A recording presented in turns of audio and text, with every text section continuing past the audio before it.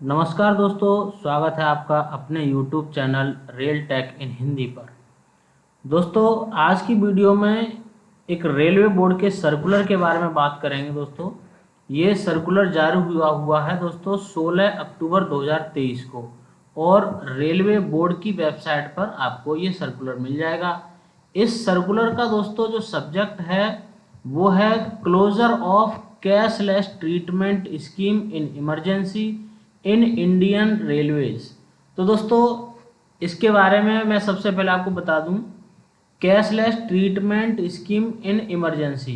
दोस्तों, क्या होता है कि जब रेलवे एम्प्लॉई किसी हॉस्पिटल में इमरजेंसी में भर्ती होता था तो उसका ट्रीटमेंट दोस्तों कैशलेस होता था, यानी कि उसको एक भी रुपया देने की ज़रूरत नहीं पड़ती थी, और जितना ट्रीटमेंट था वो सारा उसका फ्री होता था, उसका पेमेंट रेलवे करती थी।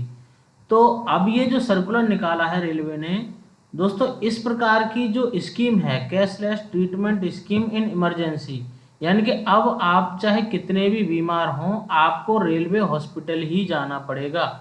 अगर आप प्राइवेट हॉस्पिटल में सीधे जाते हैं तब आपको अपनी जेब से ही पैसा देना पड़ेगा। रेलवे ने ये स्कीम दोस्तों 16 अक्टूबर 2023 से बंद कर दी है। और दोस्तों, पूरा सर्कुलर देखिए, दिखाते हैं। ये पूरा सर्कुलर है, इंग्लिश में है सारा। इसके बाद दोस्तों इसका जो हिंदी रूपांतरण है हम वो आपको दिखाते हैं। ये हमने हिंदी रूपांतरण इसका बना रखा है, तो इसे हम समझाते हैं दोस्तों। सब्जेक्ट है इसका दोस्तों, भारतीय रेलवे में आपात स्थिति में कैशलेस उपचार योजना को बंद करने के संबंध में।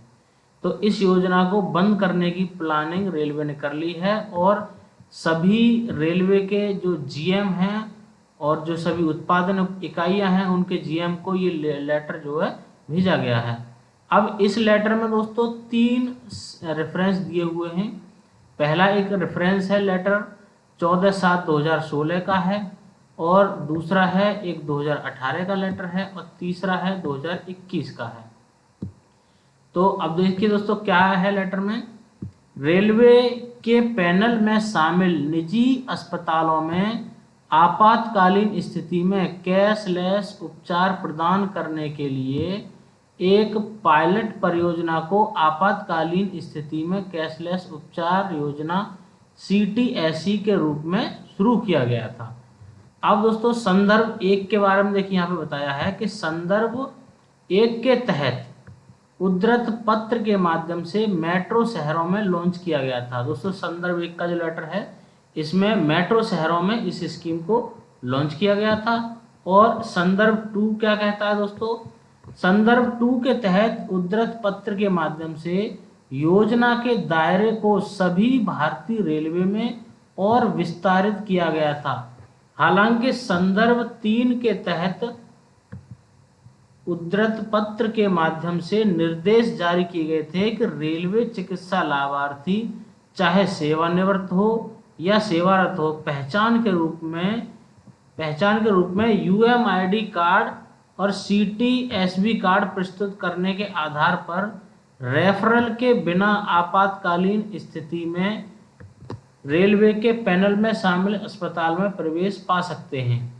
तो दोस्तों आपातकालीन स्थिति में अगर किसी रेलवे एम्प्लॉयज को इलाज कराना होता था तो जो रेलवे के पैनल में प्राइवेट हॉस्पिटल शामिल होते थे उनमें वो सीधे एडमिट हो जाता था। अब देखिए दोस्तों इन्होंने इसका क्या किया है। संदर्भ 3 के तहत उद्धृत पत्र के कार्यान्वयन के साथ रेलवे बोर्ड में CTSE की समीक्षा की गई। अब दोस्तों जो रेफरेंस 3 में जो लेटर जारी किया गया था उसकी समीक्षा की गई है। सावधानी पूर्वक विचार विमर्श के बाद और रेलवे बोर्ड में सक्षम अधिकारी की मंजूरी के साथ यह निर्णय लिया गया है कि CTSE को तत्काल प्रभाव से वापस ले लिया जाता है। यह भी निर्णय लिया गया है कि सेवानिवृत्त कार्य और कार्यकाल में मृत्यु के समय निपटान दस्तावेज में CTSE कार्ड सुविधा का लाभ उठाने का विकल्प तुरंत हटा दिया जाए। इसके अलावा यह भी निर्णय लिया गया कि CTSE की सदस्यता के लिए जमा की गई राशि के लिए CTSE कार्ड धारक को कोई रिफंड जारी नहीं किया जाएगा। दोस्तों, यह रेल मंत्रालय के वित्त निदेशालय की सहमति से जारी किया गया है। तो दोस्तों, एक तरीके से कहा जाए तो रेलवे एम्प्लॉयज़ के लिए इसे हम बुरी खबर ही कहेंगे, अच्छी खबर नहीं है, क्योंकि अब आपको रेलवे हॉस्पिटल में ही ट्रीटमेंट के लिए जाना होगा। उसके वहाँ से आपका रेफरल होकर कहीं जा सकता है। आप इमरजेंसी केस में सीधे किसी हॉस्पिटल से अब ट्रीटमेंट नहीं ले सकते हैं। दोस्तों, वीडियो में दी गई जानकारी के संबंध में आपके क्या विचार हैं, हमें कमेंट करके ज़रूर बताएं और चैनल को सब्सक्राइब जरूर करें। थैंक यू दोस्तों।